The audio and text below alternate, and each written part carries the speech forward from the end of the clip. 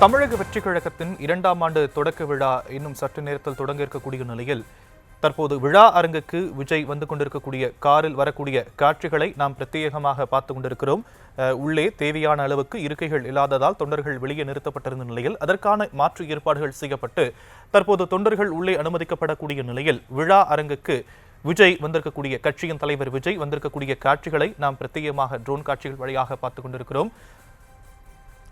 மாமல்லபுரம் அருகே இருக்கக்கூடிய பூஞ்சேரியில் இருக்கும் நட்சத்திர விடுதியில் இந்த 2ஆம் ஆண்டு தொடக்க விழா நடைபெற இருக்கக்கூடிய நிலையில் விவரங்களை முடிய செய்தியாளர் ராஜேஷ் வழங்க நாம் கேட்கலாம். ராஜேஷ், விழா அரங்குக்கு விஜய் வந்திருக்கக்கூடிய காட்சிகளை நாம திரையில பார்த்துக்கிட்டு இருக்கிறோம். இன்னும் எவ்வளவு நேரத்துல இந்த கூட்டம் தொடங்கி இருக்கு, விஜய் என்னென்ன பேச போகிறார் அப்படிங்கிற எதிர்பார்ப்பு எழுந்திருக்கக்கூடிய நிலையில தொண்டர்கள் மத்தியில என்னென்ன விஷயங்கள் பேசப்படுது?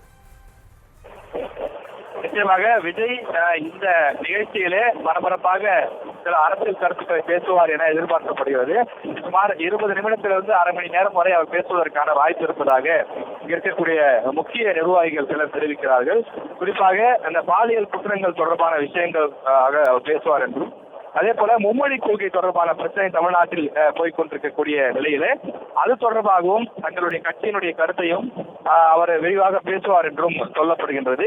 தமிழக வெற்றி கழகம் ஆரம்பிக்கப்பட்டதனுடைய நோக்கம் இந்த ஓராண்டு காலத்தில் அவர்கள் கட்சி எடுத்திருக்கக்கூடிய பல்வேறு முயற்சிகள் குறித்தும் இனி வரக்கூடிய காலங்களில் அவர்களுடைய செயல்பாடுகள் என்னவாக அமையப் போகிறது, எந்தெந்த விஷயங்களுக்கெல்லாம் அவர்கள் முக்கியத்துவம் கொடுக்க போகிறார்கள், எதற்காக போராட்டம் நடத்தப் போகிறார்கள், எந்த பிரச்சனையை பெரிய பிரச்சனையாக அவர்கள் பார்க்கிறார்கள் என்பது குறித்தெல்லாம் விஜயனுடைய அந்த பேச்சினுடைய சுருக்கம் இருக்கும் என்றும் குறிப்பிடுகிறார்கள்.